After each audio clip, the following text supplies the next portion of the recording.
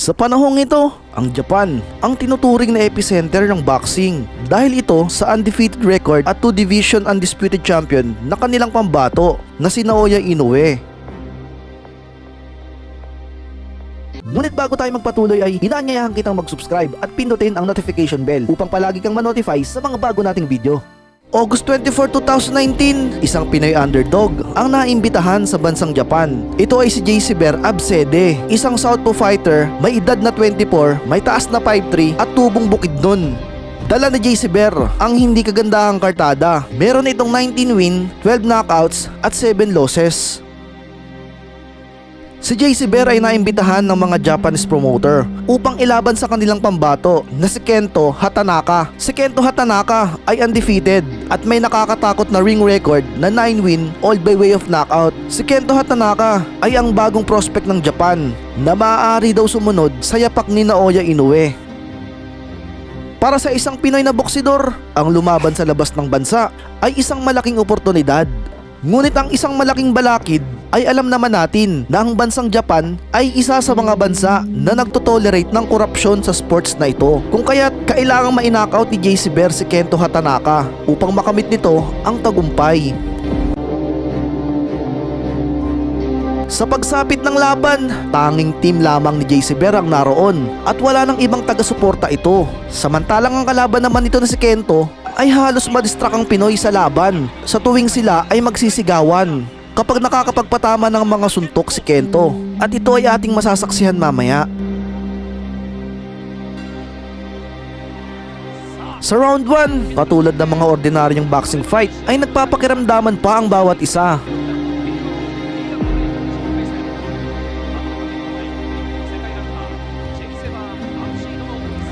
Maganda ang tindig ni JC at kapansin-pansin na talagang may ibubuga ito sa laban.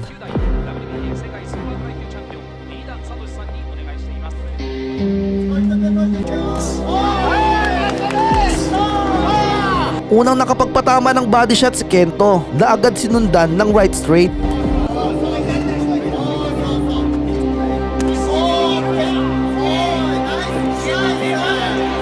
Ngunit hindi naman magpapalamang si JC Sinasagot din ito ang mga tira na binibitawan ni Kento.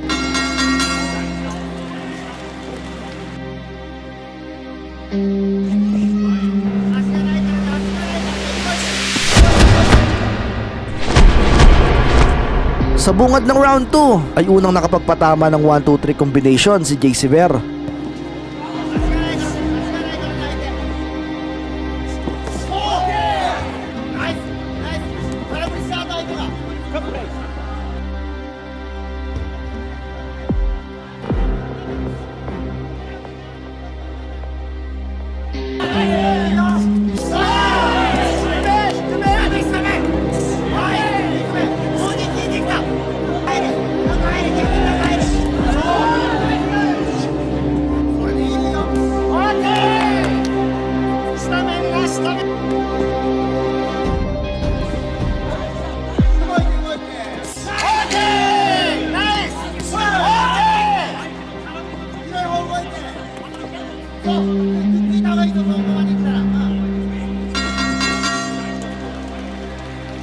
Dahil sa hangad nitong makasungkit ng isang huge upset ay pinipressure neto si Kento sa pamamagitan ng sipag sa pagbabato ng mga combination.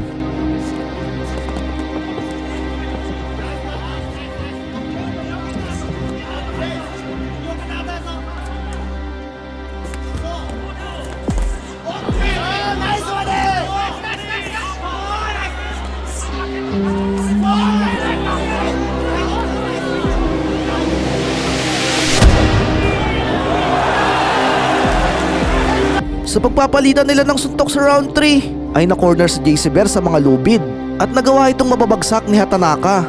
Subalit kung ating babalikan ng replay ay hindi naman ganoon kalakas ang tumama ng mga suntok kay JC at parang na-out of balance lamang ito nang tumama sa kanyang mga suntok ni Kento. Kasunod nito ang malakas na paghihiyawan ng mga manonood.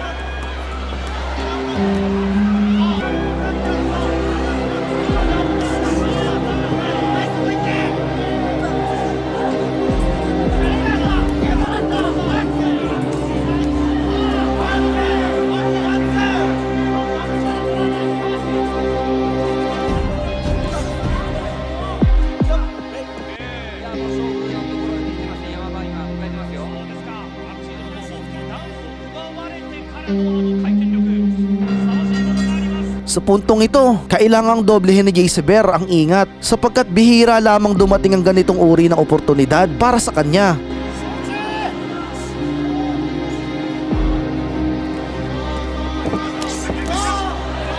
Sa pagsapit ng round 4, dahil sa pag-aakala ni Kento na napuruhan niya si Jezebel sa round 3, ay nais na nitong wakasan ng laban. Ngunit hindi nagpagod sa training at dumayo dito si Jezebel upang ganoon na lamang kadali ibigay sa hapon ng tagumpay.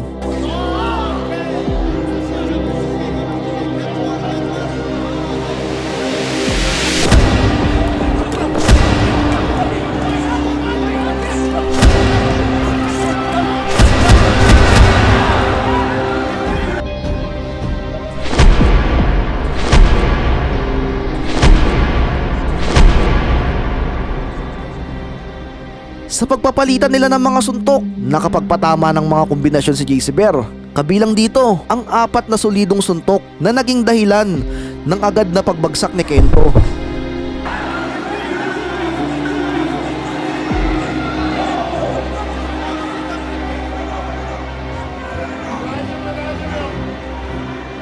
Katakataka, naging mabagal ang pagbibilang ng referee kung ikukumpara sa pagbibilang nito nung si Jezebel ay bumagsak. Marahil batid nito na kailangan nitong manipulahin ang pagbibilang upang makapagpahinga pa kahit konting segundo si Kento at nagpatuloy ang laban.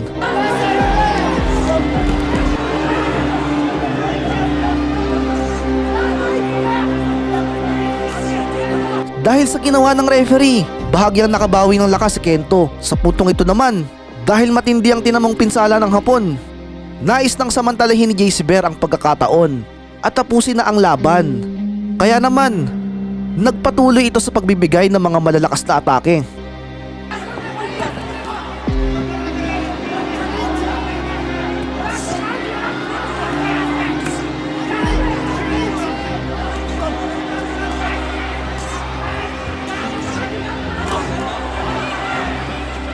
At dito naman, gumagamit na ng clinch ang Hapon.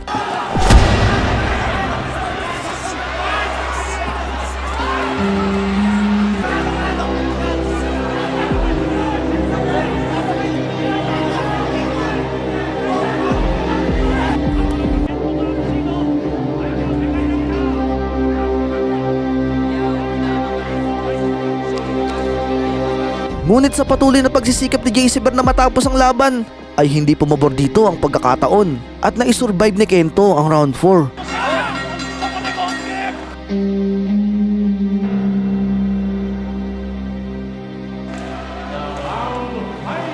Tila ba nakabawi na ng lakas ang Hapon at muli na itong nakakapagpatama ng tira kay Jezebel.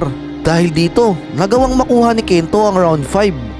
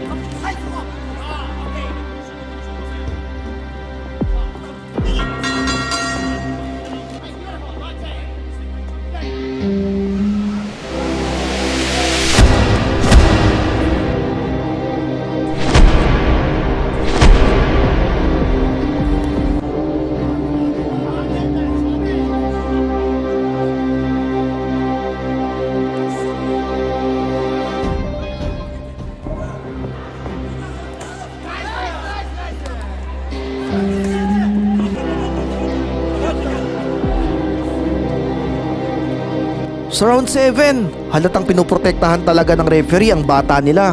Nang humarang ito, nung time na makukorner na sana ni JC si Kento.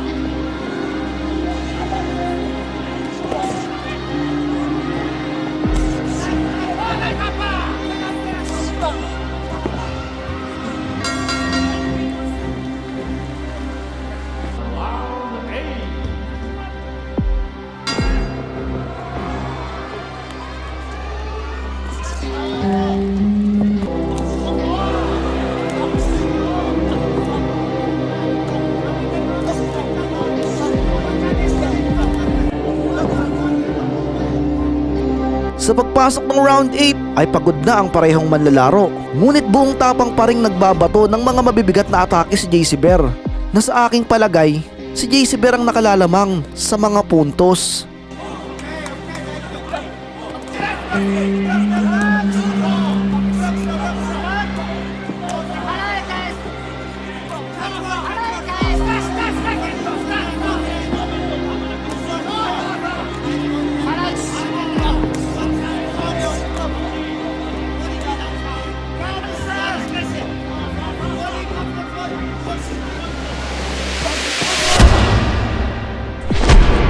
Sa round 9 naman ay nakapagpatama si JC Bear ng isang malinis na kaliwa. Ito sana ang hinihintay nitong suntok upang mapabagsak ang Hapon.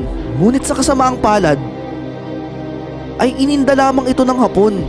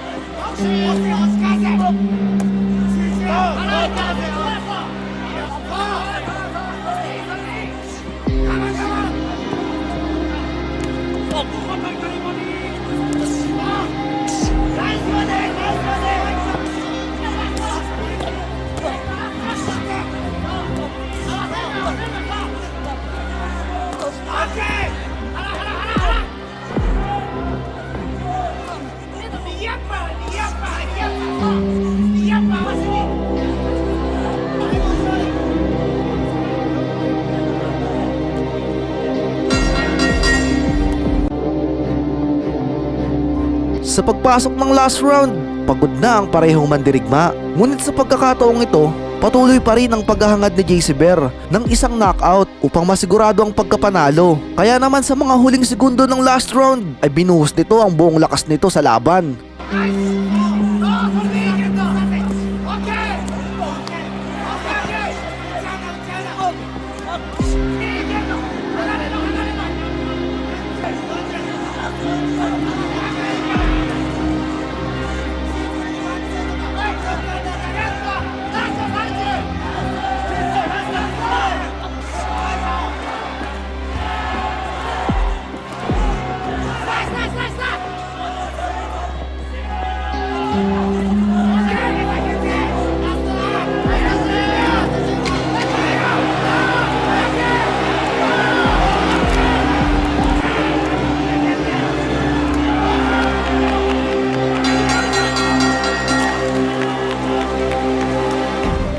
Matapos ang sukdulang huling run kung saan binigay ni JC Bear ang lahat nitong makakaya, ay panahon na upang ideklara kung sino ang nanalo. Sa paghihintay ng bawat isa, ang team ni JC Bear ay umaasa na mananalo ito. Subalit maya-maya pa, nang binanggit na kung sino ang panalo, ay nakakalungkot na natalo ang ating pambato sa puntos. Anong masasabi mo sa laban na ito, kabayan? Dapat pa kayang ipagpatuloy ng mga promoter ng mga Pinoy ang pagdayo ng kanilang mga alaga sa bansang Japan? Kung nabitin ka naman sa ating video, ay inaanyayahan kitang mag-subscribe at pindutin ang bell button para updated ka sa mga kalidad na boxing topic. Maraming salamat po.